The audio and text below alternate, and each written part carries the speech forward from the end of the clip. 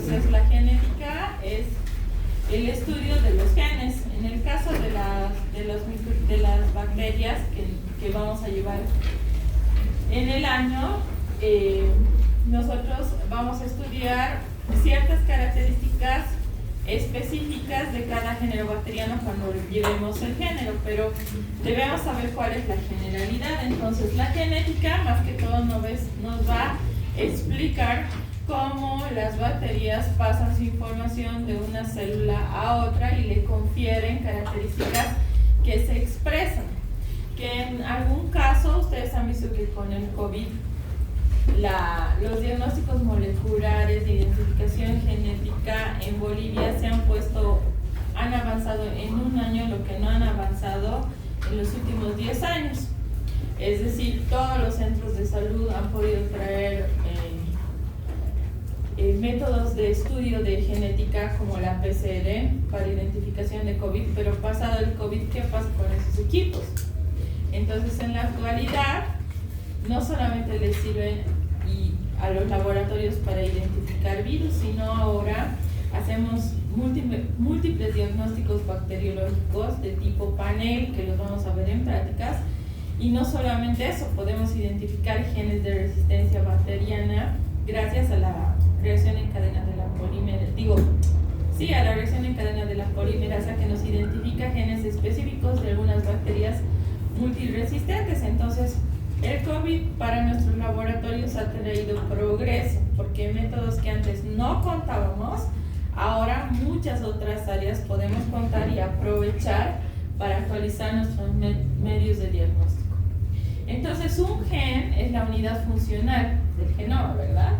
Entonces, un gen tiene toda la información genética que va a darle las características que nosotros observamos en la bacteria. Va a determinar su forma, su tamaño, qué toxinas produce, qué enzimas produce, si tiene coloración, si no tiene coloración, si tiene olor, etcétera, etcétera, etcétera.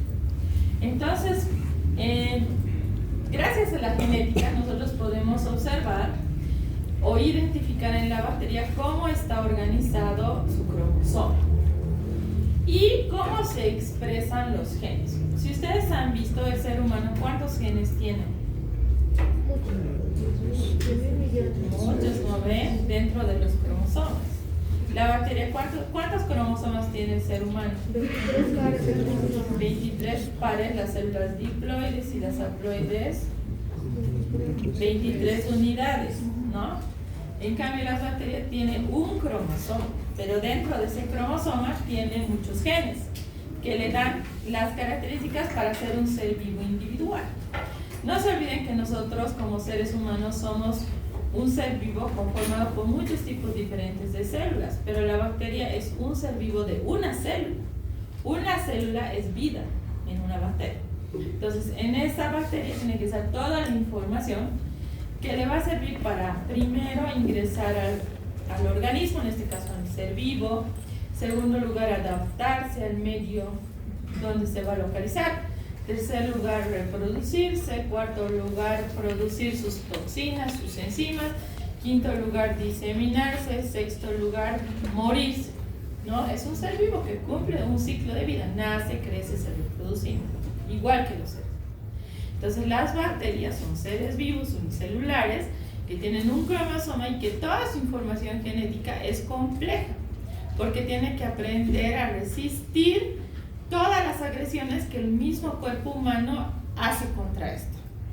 Entonces, cada vez que nosotros respiramos, metemos dentro de nosotros miles de bacterias. En este momento ustedes están respirando las bacterias que yo estoy botando. Y yo estoy inspirando las bacterias que ustedes están botando también. Entonces, cuando, por ejemplo, una pareja convive, tiende a tener el mismo tipo de microbioma, pero cada ser humano tiene su propio microbioma.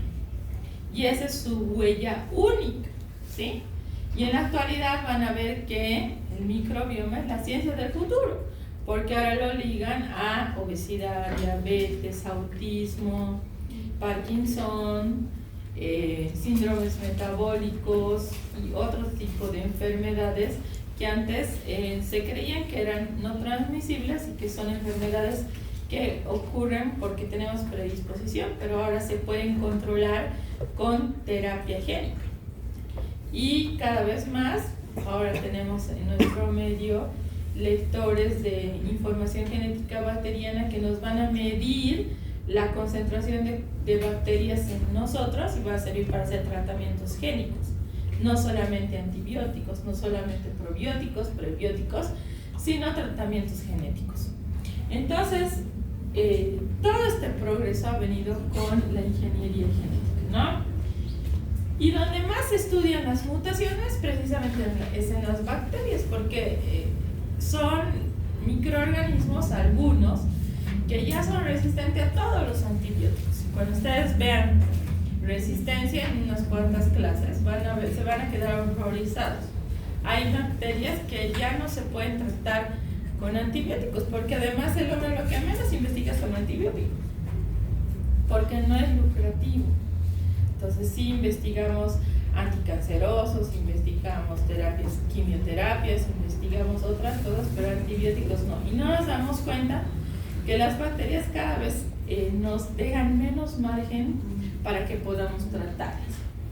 Entonces, la genética va a definir cómo la bacteria coloniza un tejido, cómo produce enfermedad, y la síntesis de productos útiles para este microorganismo unicelular que va a dañar el organismo. Y todo esto va a estudiar, como todos saben, la biología molecular y la ingeniería genética, ¿no? El material génico de la bacteria se encuentra libre en el citoplasma. Hemos dicho que no tiene una membrana nuclear que delimita el cromosoma o el nucleoide del resto. Entonces se encuentra libre.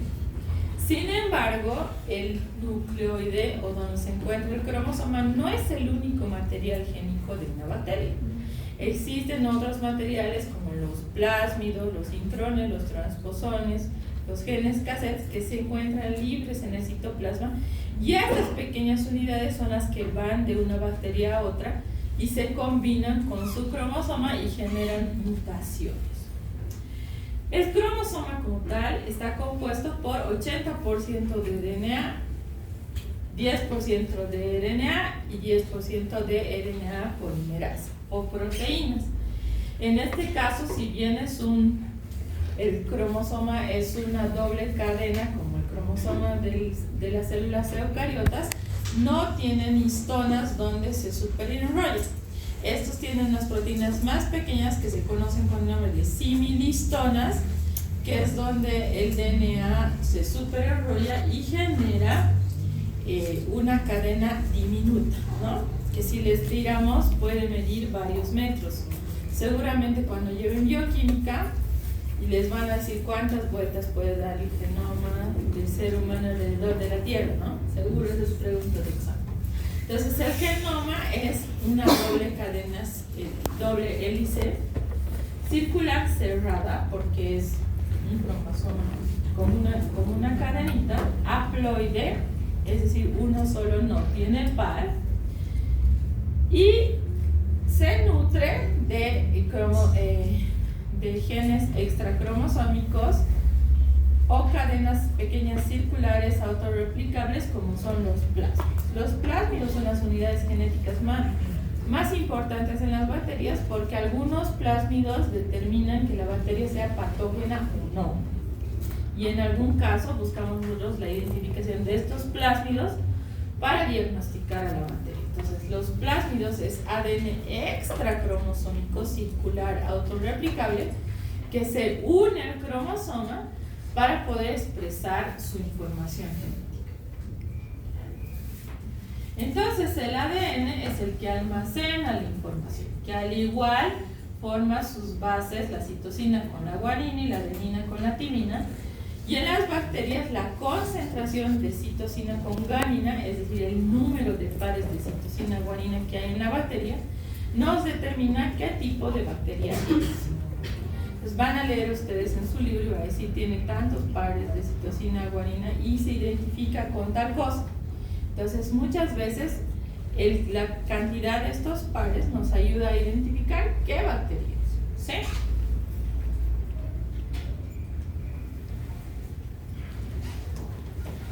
Así como el cromosoma está dentro del citoplasma libre, es muy chiquitito. Un nucleótido, que es la unidad más pequeña del cromosoma, mide aproximadamente o pesa 4000 Daltons. Y más o menos tenemos 1000 pares de unidades genéticas por kilobase. Una Escherichia coli tiene 4200 pares de kilobases y forman un super enrollamiento. La Escherichia coli, que la van a escuchar a lo largo de todo el año, es una de las bacterias más estudiadas y de la que se conoce todo el cromosoma, de principio a fin. Entonces, muchos cromosomas se comparan con estos pares. Ahora, por si acaso, yo no pregunto cuántos pares de base tienen. Esas preguntas no nos sirven de nada. Preferiría preguntar, por ejemplo, cuál es el par de la citosina. ¿Cuál es? ¿Y de la adenosina? Muy bien. Eso sí tienen que saber. Sí es importante. Y eso es la base de la genética. Es así lo que les decía, en el año 1963 se ha identificado cómo era el cromosoma inextenso de la E. coli. Y este mide 1 milímetro, ¿no? ¿Y se dan cuenta cuál es el tamaño? O sea, invisible al ojo, ¿sí? Es una tira doble circular y se encuentra súper enrollado alrededor de las similistonas gracias a las enzimas que son las topoisomerasas. Entonces, el genoma bacteriano es el conjunto de genes dentro de la célula. Es una bacteria, no tiene un solo gen, tiene muchos, pero no podemos decir tiene tantos porque cada género tiene diferente número de genes. Cada una es específica. Entonces, el genoma es el conjunto de genes de la bacteria. Este concepto, por ejemplo, es importante que lo sepan. Entonces, cuando se habla de genética, siempre tenemos en la mente 3 componentes. El ácido desoxirribonucleico o DNA, el ácido ribonucleico o RNA y las proteínas, ¿no? Estos 3 siempre van a girar en su cabecita cuando hablemos del genoma. Entonces, el DNA es la base de la vida, es el que tiene la información genética que se transcribe, se traduce y se expresa, ¿sí? Entonces, el cromosoma está conformado por una tira de DNA complementaria, es decir, de pares, que está enrollada alrededor una de la otra y que se une, es un círculo, entonces es una cadena, ¿sí? Súper enrollada. Es como una lana que ustedes agarran y se la atan. Listo, eso es el cromosoma bacteriano. Tiene 2 hebras que se juntan. Los ácidos nucleicos, como todos ya saben y esto llevan en biología, está formado por un nucleótido que es la base púrica o pirimídica. Los azúcares, que son la ribosa, la desoxirribosa, las cadenas de fosfato que sirven para la unión entre uno y otro, y las bases nitrogenadas que le dan la característica de base púrica o pirimídica. Las purinas son las adenina y la guanina, y las pirimidinas son la citosina, la timina y el uracilo, que nos ayuda en el ácido ribonucleico, ¿no? Entonces existe una cadena, es una cadena complementaria que siempre va citosina, guanina, adenina, timina, unida por 2 o 3 puentes de hidrógeno y al costado por las cadenas de fosfato. La dirección que tiene el cromosoma de las bacterias siempre es 5' a 3', y empieza a dividirse en esta dirección. Cuando la bacteria se empieza a hacer su fisión binaria, se rompen estas cadenas, ¿sí? Y empieza a transcribirse o a copiarse la cadena en sentido 5' a 3'. Es decir, que el cromosoma no se parte, sino empieza a dividirse en ambos sentidos, ¿sí?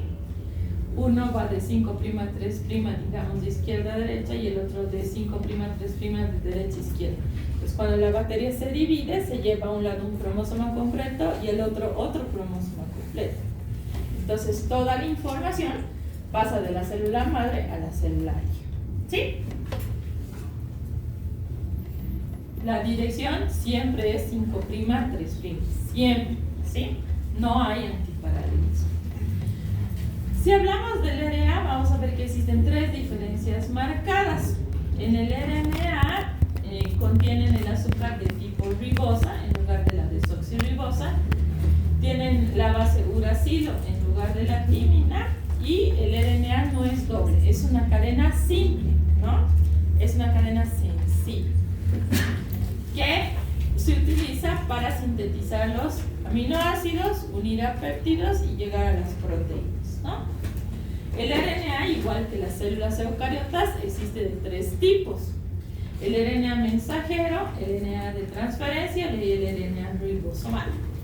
El RNA de mensajero es el que copia la información del DNA cromosómico y lo lleva a los ribosomas para que sea traducido. El RNA de transferencia traduce la información del código genético y enlaza o empieza a ensamblar los péptidos. Y el RNA ribosomal une los péptidos y conforma las proteínas, ¿no? Entonces el organelo más importante en las bacterias son los ribosomas, porque ellos son los que producen las toxinas, las enzimas, las proteínas que van a servir para que sean patógenas o no, y para que sobrevivan en el organismo. Existen las enzimas que ayudan al ensamblaje del DNA o al desensamblaje del DNA. Una es la topoisomerasa 2, que también se conoce con el nombre de DNA girasa. Lo que hace la topoisomerasa 2 es enrollar la doble cadena alrededor de las similistonas o de las proteínas parecidas a las histonas para que el DNA quepa dentro de la célula. La topoisomerasa 1 es la que controla la parte de cuando el genoma se desenrolla para que éste sea copiado en ambas direcciones y no sufra alteración, porque la destrucción o el cambio de las bases púricas o pirimídicas en el momento de la transcripción puede provocar una mutación, ¿sí? Y la RNA polimerasa hace que estas dos tiras se desenrollen al mismo tiempo para que la información ya sea expresada o transcrita, ¿sí? La DNA ligasa lo que hace es unir los fragmentos que han sido sintetizados y expresados, y la primasa inicia la síntesis de un fragmento que se ha quebrado.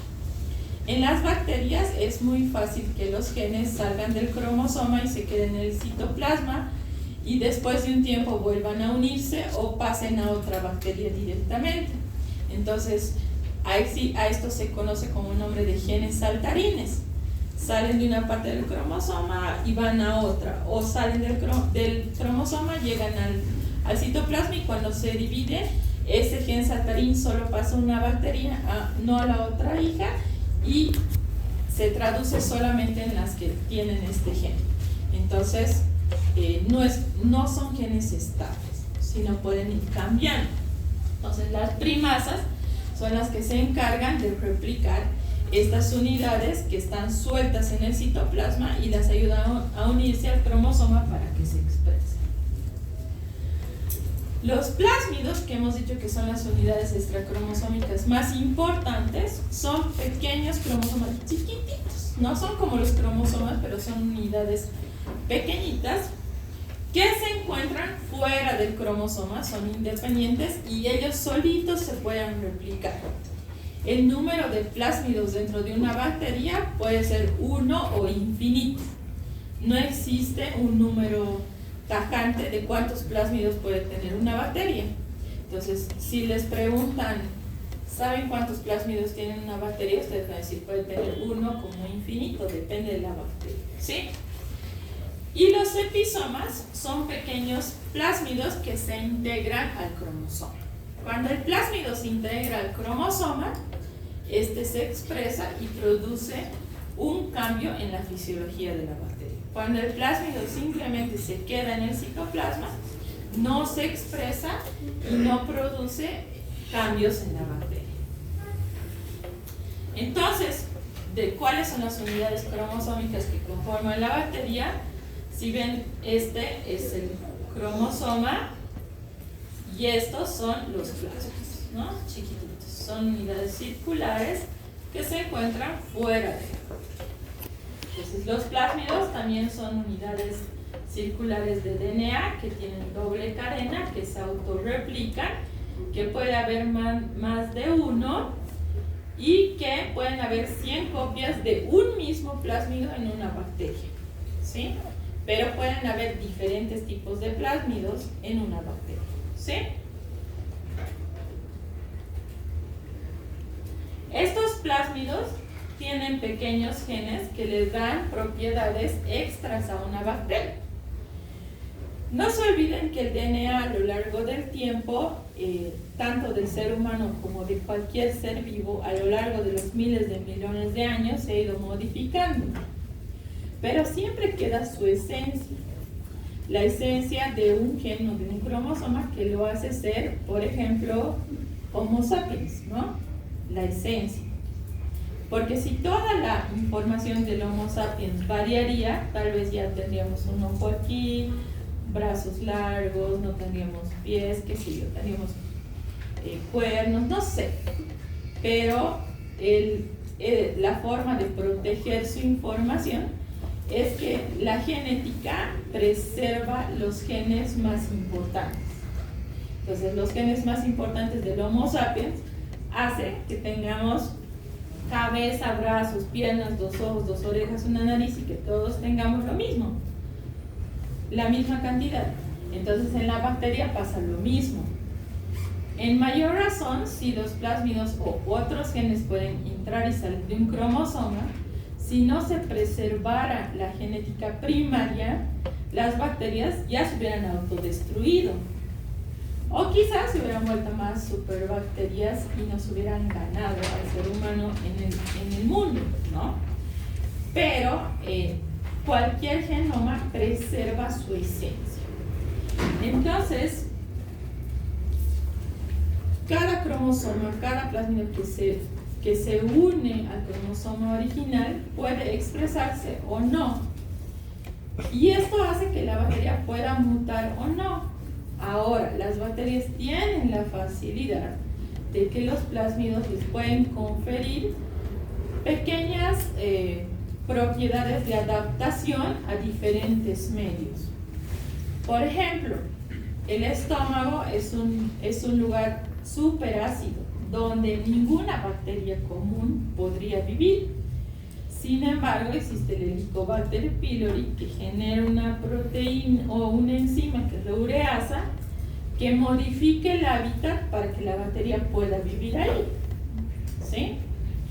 O, por ejemplo, los lactobacilos, que son bacterias que generalmente se encuentran en la vagina de la mujer, generan un pH súper ácido, incompatible con la vida de cualquier patógeno. Pero, por ejemplo, hay los hongos, que son las cándidas, que pueden cambiar el hábitat para poder sobrevivir.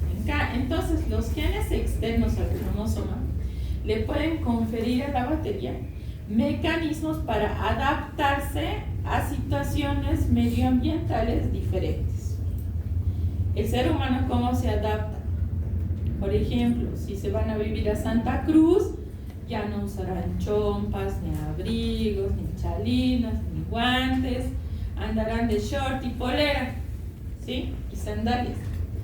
En cambio, cuando viene a La Paz, ya chompa, chalina, chamarra, paraguas, ¿no? Entonces, el ser humano es un ser pensante que se adapta de esa forma. En cambio, las bacterias utilizan estos pequeños genes y esta información genética oculta para adaptarse a las adversidades del medio. la falta de nutrientes, la deficiencia en la cantidad de oxígeno, por ejemplo, el déficit de agua, ¿sí? El déficit de macronutrientes sin fósforo, hace que la bacteria aprenda a adaptarse a estas condiciones de estrés medioambientales que pueden ser nocivas para ella. Cuando hay algunos plásmidos que se encuentran en alguna bacteria, puede ser que esta bacteria sea patógena o no. Por ejemplo, algunas bacterias que generan toxinas, como la toxina botulínica. ¿Saben qué es la toxina botulínica? ¿Han oído hablar del Botox? ¿Qué es el Botox? No, Botox. El Botox en la tele deben ver, en los reality shows. Cirugía plástica. ¿Para qué usa el Botox? Para las arrugas, ¿o no? Muchas mises se ponen Botox en la cara para no tener arrugas. ¿No ven? Y el Botox es la toxina botulínica, que es producida por la bacteria que se llama Clostridium botulinum. Esta toxina lo que hace... ¿Por qué nos vemos estiradas sin arrugas cuando nos colocamos Botox? Porque produce una parálisis, ¿sí?, de la región. Entonces, por más de que riamos, esto no se va a arrugar, porque está paralizado. Entonces, la toxina botulínica produce parálisis. Entonces, eso hace que la piel se vea estirada, ¿sí?, y no tengamos arrugas. Esa toxina se produce en el Clostridium botulinum gracias a un plásmido. Cuando este plásmido no se encuentra en la bacteria, decimos que es una bacteria avirulenta porque no produce parálisis. Cuando el plásmido se encuentra en la bacteria y produce la toxina, es una bacteria virulenta porque produce una enfermedad que se llama botulismo, que su sintomatología es la parálisis. Entonces, y es una enfermedad grave. Entonces, la toxina botulínica o el Botox no solamente se usa tal cual lo genera la bacteria, sino que le quitan una proteína que evita que sea tan tóxica como para matar a la persona. Entonces, los plásmidos le pueden conferir a las bacterias poder de ser patógena o no, ¿sí? O, por ejemplo, le puede dar enzimas que destruyen los antibióticos como las beta-lactamasas y las hacen resistentes a estos antibióticos, ¿sí? Entonces, los plásmidos ayudan a la supervivencia de las bacterias a medios o condiciones de estrés. Se pueden encontrar tanto en gram positivas como en gram negativas. En la E. coli, por ejemplo, se han identificado más de 300 tipos diferentes de plásmidos. Y se replican igual que un cromosoma. Se empiezan a copiar de 5' a 3', de izquierda a derecha y de derecha a izquierda. No portan información para la vida de la bacteria. Lo que portan es información para que la bacteria produzca ciertos componentes que la hace adecuarse o generar toxinas o condiciones de estrés. Entonces, lo que sucede con un plásmido es que un plásmido puede pasar o transferirse de una bacteria a otra. Este plásmido se rompe en el extremo y se une al cromosoma. Y en el cromosoma se expresa su información genética, ¿sí? Existen diferentes tipos de plásmidos. Uno son los plásmidos conjugativos. Estos plásmidos se llaman conjugativos porque expresan componentes de la bacteria, como por ejemplo los pilisexuales, que son proteínas en forma de tubos que ayudan a la transferencia de genes entre una bacteria y otra. Los plásmidos de resistencia, que hacen resistentes a las bacterias a diferentes tipos de antibióticos. Los plásmidos de producción. Los plásmidos de producción ayudan a producir unas proteínas que se conocen con el nombre de bacteriocinas. Las bacteriocinas son proteínas producidas por una bacteria que destruyen otras bacterias, ¿sí? Y destruyen antibióticos.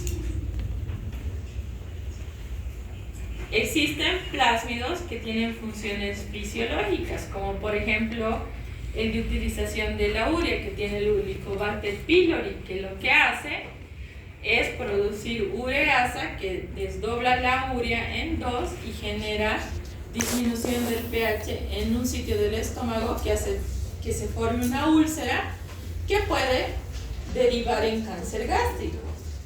Entonces las bacterias en muchos casos están metidas en la producción de patologías más graves. Algunos plásmidos producen pigmentos en algunas bacterias, verdes, rojos, amarillos, o algunos se conocen como plásmidos de virulencia, que ayudan a producir toxinas, enzimas, o son cancerígenos y que lo utilizamos para identificar bacterias como método de diagnóstico. En este caso utilizamos la PCR, la reacción en cadena de la polimerasa, para que nosotros podamos identificar plásmidos en las bacterias. Entonces, si la bacteria tiene unidades extracromosomales, no solo el cromosoma, existe un recambio genético entre géneros y entre especies bacterianas. Sí. Y el recambio genético o la recombinación genética es el proceso simplemente por el cual el contenido genético de un genoma pasa a otro y se conjunciona en su cromosoma. Esta recombinación genética es la que tiene como resultado el cambio o la producción de una nueva proteína o un nuevo mecanismo de resistencia, por ejemplo, porque se transfieren genes completos, grupos de genes completos, o se cambia el cromosoma por completo. En este caso existen diferentes formas de recombinación. Una es la transformación, otra es la transducción y otra es la conjugación. La transformación es cuando el DNA libre del citoplasma se incorpora a una célula en su cromosoma y se expresa. La transducción es cuando este genoma pasa a otra célula a través de un virus, que en este caso se llama bacteriófago.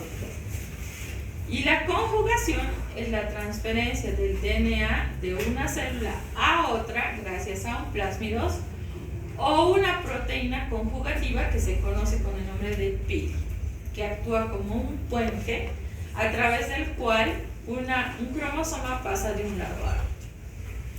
Cuando hablamos de la transformación, que se habla desde el año 1920 y se han hecho muchos trabajos con el neumococo, hablamos de la incorporación dentro del cromosoma de un espacio nuevo que se expresa en una bacteria.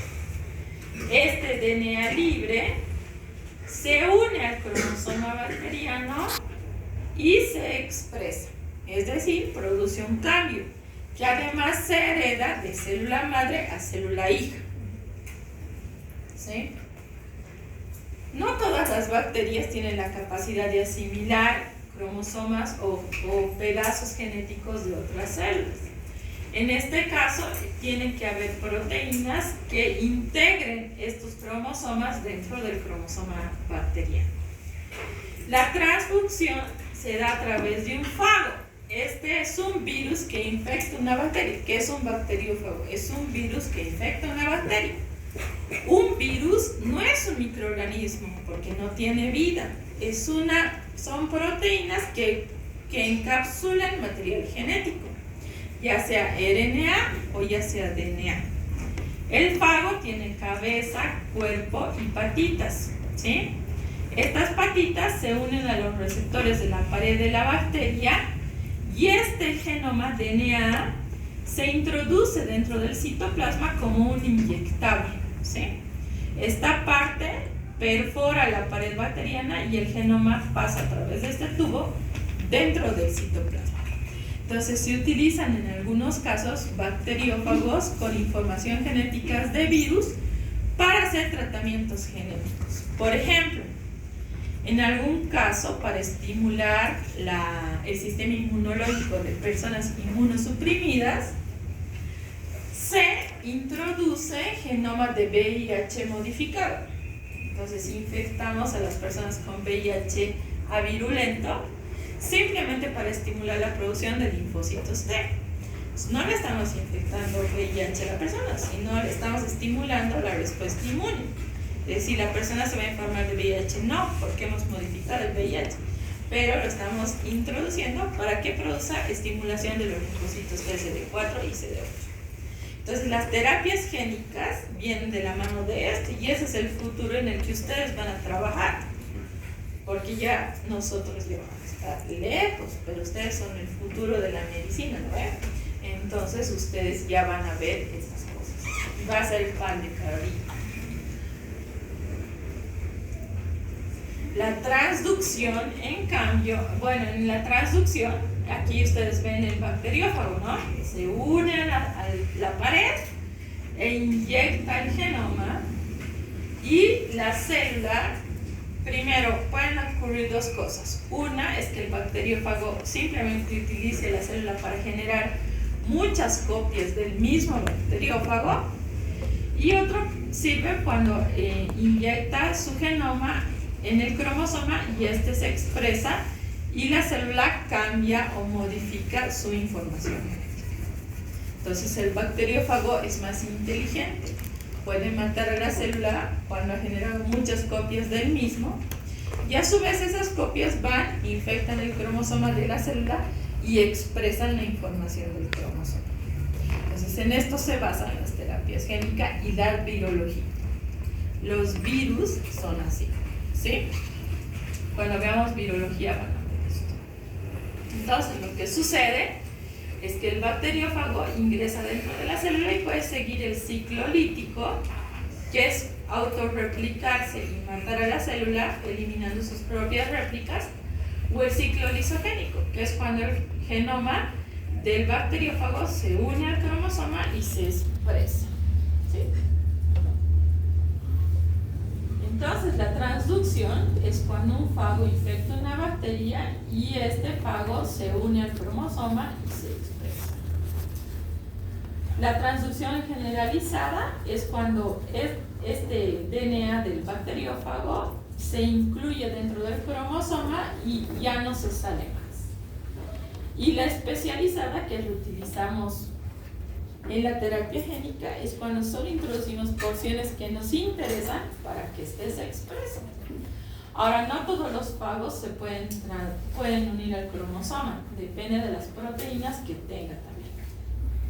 Y por último, la conjugación es cuando este material genético se transfiere y se une a la célula receptora a través de un pílulo. Entonces aquí tenemos un plásmido recombinado, una célula anfitriona. Este plásmido ingresa al citoplasma y se une al cromosoma de la bacteria. El resultado de los tres procesos es la mutación, ¿sí? La mutación ya es un cambio que se hereda. El cambio que no se hereda no es mutación. La mutación es un cambio que se hereda y que se expresa. Entonces, esta mutación la podemos ver en la expresión de los genes que se conoce como fenotipo, ¿no? En cambio, el genotipo es la alteración del cambio en el contenido genético. Pero cuando esto se expresa, ya es un fenotipo. Y la mutación es una expresión fenotípica del genotipo mutado. Pues ahí parecen trabalenguas, ¿no? Pero ustedes lo entienden. Existen diferentes tipos de mutaciones. Las cepas silvestres son las cepas que también se conocen con el nombre de wild type o cepas salvajes, que son las cepas originales que todavía encontramos en la naturaleza, que no tienen resistencia a nada ni tienen cambios en su hábitat. Son células que son así por miles de años y que no tienen ninguna alteración. Estas cepas silvestres pueden obtener plásmidos de otras células y pueden adquirir cambios perjudiciales, neutros o beneficiosos. Los perjudiciales generalmente terminan matando a la misma célula. Los neutros son cambios no sustanciales que no se expresan Y los beneficiosos son beneficiosos para el microorganismo, ¿sí? ¿Qué sucede? Si bien el ser humano o la célula eucariota se divide por la mitosis, la célula procariota se divide por la fisión binaria. La fisión binaria es generar la partición de la célula, y de una célula madre salen dos hijas, y de esas dos salen 4, y las 4, 8, y así tiene un crecimiento logarítmico y exponencial. El cromosoma procariota, cuando la célula se divide en dos, pasa la información del cromosoma idéntico a ambas células hijas. Hemos dicho, ¿no? 5', 3' en ambos sentidos genera dos cromosomas idénticos. No hay mutación. Estos anillos replicados se fijan en la membrana celular a través de ¿qué? ¿Qué estructura fija el cromosoma a la membrana celular? Los mesosomas. Muy bien. Entonces los mesosomas se fijan al cromosoma y el cromosoma se replica. Y la partición de la célula empieza en el mesosoma, que es el lugar más débil. La célula se parte en dos y se escinde, es decir, se corta. Y la célula se corta en el lugar donde el cromosoma se ha replicado, ¿sí? En dos iguales. Entonces existen dos células hijas idénticas originales. Entonces las bacterias tienen una replicación asexual, porque no existe género femenino ni masculino, ¿sí? Una sola célula origina las células hijas. Entonces, ¿qué sucede? En primer lugar, el cromosoma se encuentra unido al mesosoma a través del mesosoma a la membrana. En este caso, lo primero que se parte o se copia es el cromosoma. Aquí hay dos cromosomas ya copiados. El rojito es uno y el azul es el otro, ¿sí? La membrana empieza a invaginarse y los cromosomas se separan. Entonces llega un momento que ambos extremos se juntan y la bacteria se parte en dos células hijas idénticas.